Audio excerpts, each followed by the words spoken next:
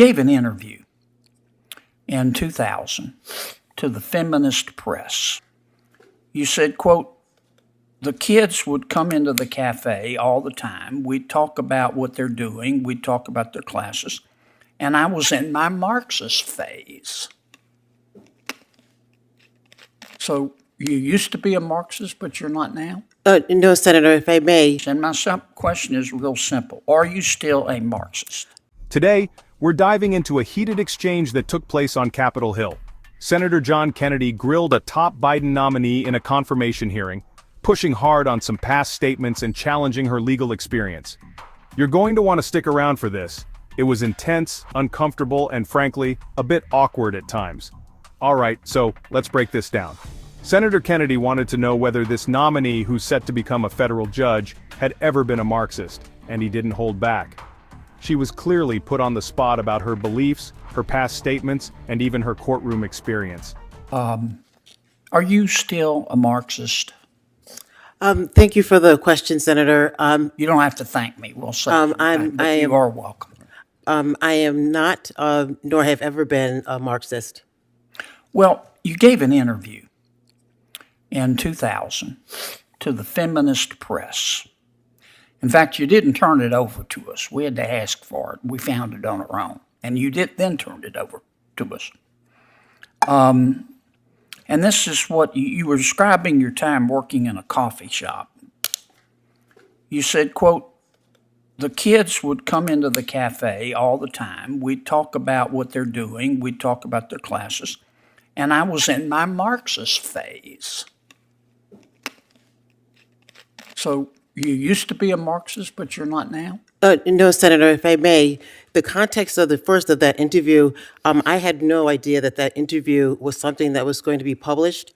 I did an interview with the Did you mean what you said, whether it was published or not, or whether we'd find it? Trying to understand what you believe. You said I was in my Marxist phase. Thank you, Senator. Still in your Marxist phase, or was that in the past? No, Senator, if I may explain. Sure. I was a political science major. When I graduated from college, I immersed myself in a ton of political theory. I read Hobbes, I read Locke, I read Rousseau, I read Marx. I went through a phase where I was into Eastern religion, where I read the Tao Te Ching, the Analects of Confucius.